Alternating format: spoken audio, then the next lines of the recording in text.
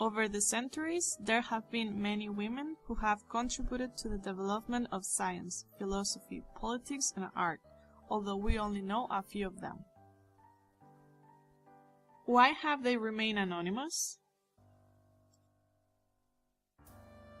Because women were considered inferior beings and their ideas were silenced or attributed to men who appropriated them.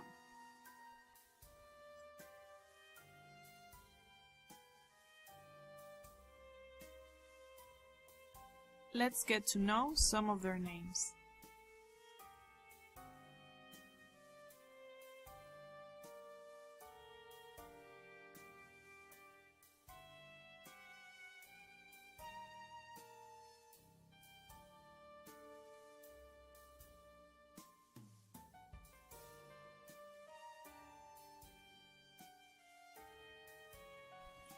Although the concept of feminism was born in the 19th century, many of these women could be called feminists, because they had to impose themselves on the power of men. But what is feminism? It is a current of thought that advocates full equality between men and women. In summary, letting both men and women enjoy the same rights and treatment.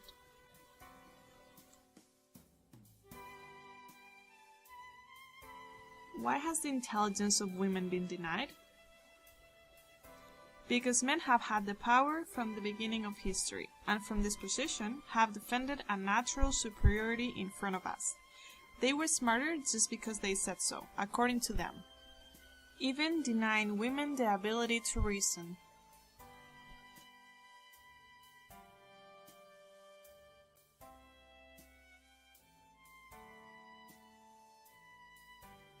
So women were empty-headed, and only were useful to bring children into the world and to serve men.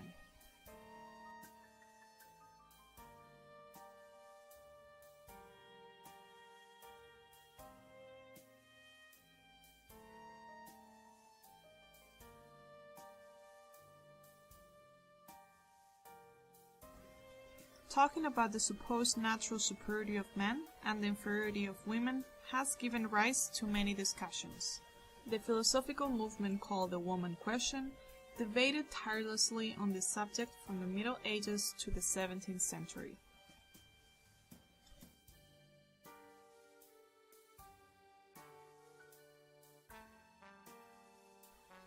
But at the end of the 17th century, the winds of the Enlightenment began to blow and brought new views and new opinions about women. For example, Poulain de Lavar wrote a physical and moral discourse on the equality of both sexes, where he claimed that inequality is combated with education, and this was said in 1675.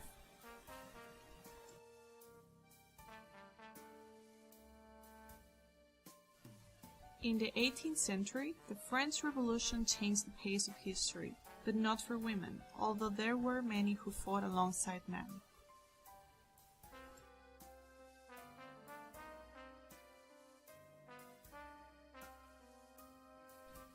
The revolution brought with it the Declaration of the Rights of Men and of the Citizen, where women and slaves were intentionally left out.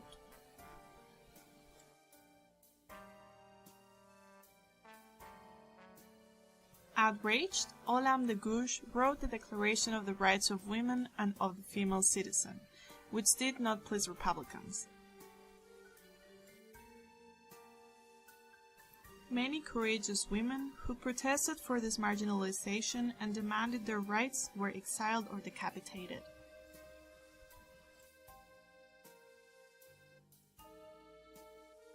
In spite of everything, and as the illustration says goodbye, the winds of feminism begin to blow, albeit rather softly. Let's see what a woman could and could not do in the early 19th century. She could get married, take care of her husband, do housework, have children. She could not vote, be a candidate for power roles, attend political meetings, own property, hold public office roles, open bank accounts.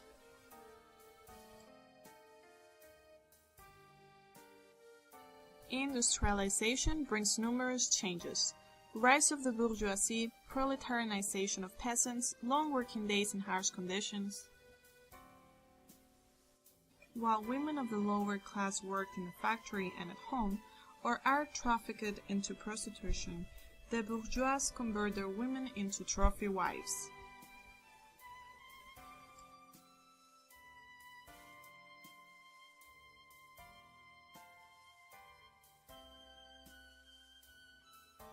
At the same time, the Seneca Falls Convention is held in the United States, where a group of women publicly vows to vote for the first time.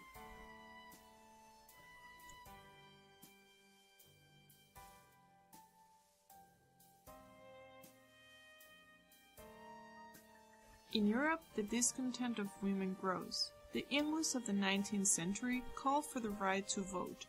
It is what is called suffragism. But their proposals are rejected again and again by the English Parliament. Fed up with so many negative answers, Lydia Becker creates the first suffragist group, and Stuart Mill writes The Subjection of the Woman in 1869, book that expanded the ideas of the movement.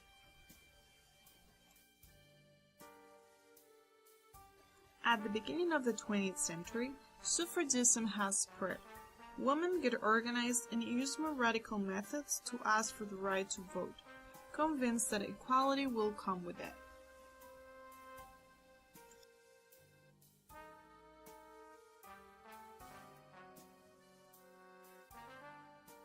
Their energy and conviction leads them to be the object of bullying and insults by men, who are not willing to allow women to advance.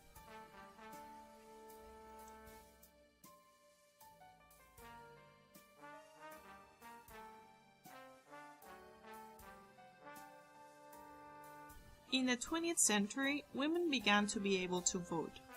Although the North American and English were pioneers in fighting for it, they were not the first to achieve it. Some countries in Northern Europe and Anglo-Saxon culture were more receptive to women's requests and gave them the right to vote first. What about Spain? Suffragism also was present, although in a very moderate form. The delay in industrialization, the lack of education, and Catholic conservatism slowed down the development of feminism. The Spanish Republic brought the female vote to Spain in 1931. Deputy Clara Campoamor played an essential role in it. Its defense of the women's vote prevailed to those who asked for a postponement to not harm the Republic.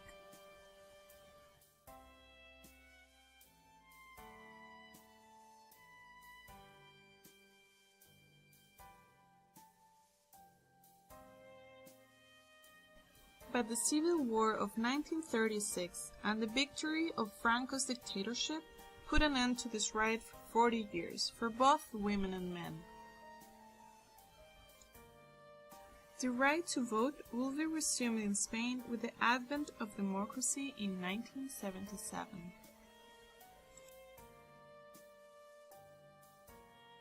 But the vote did not bring equality as hoped by women. Although during the World Wars they left their houses to substitute men working in the factories, at the end of the conflict they were relegated again. The women were returned to their homes to take care of their children and husband.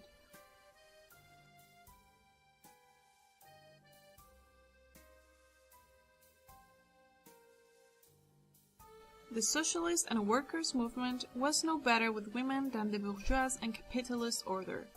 The demands of the female workers were not taken into account.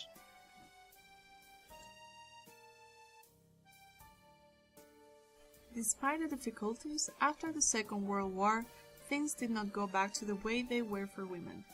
Feminism was more present, even though it was somewhat deflated.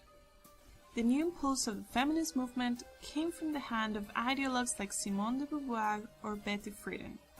They speak of gender, differentiating the biological aspect from the cultural one.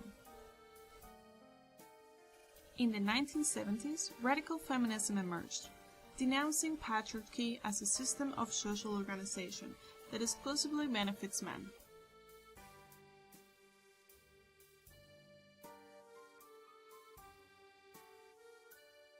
Once again, women have to deal with the insults, taunts, and contempt of a large part of the male society.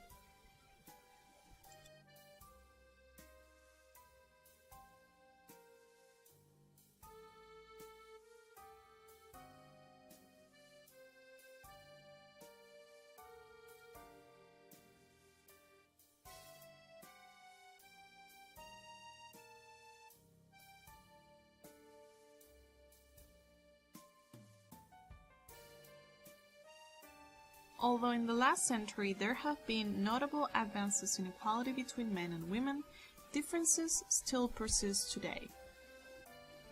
These are bigger or smaller depending on the geographical area in which you live.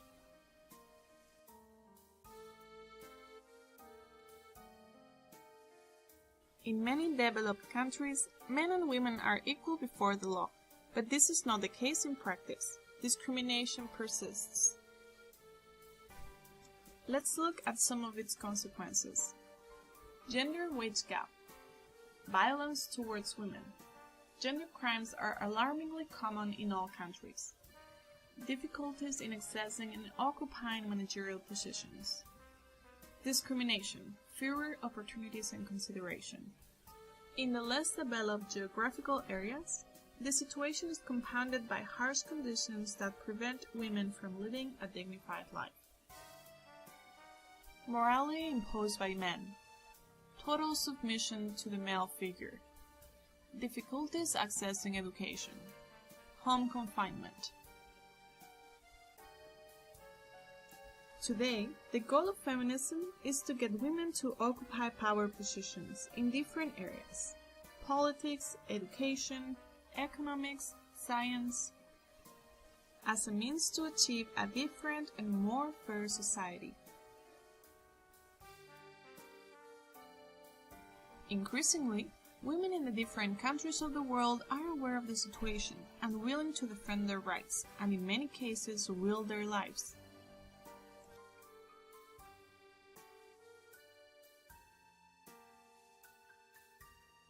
Now you know the role that women in the world have had throughout history. And you? How would you contribute to its development?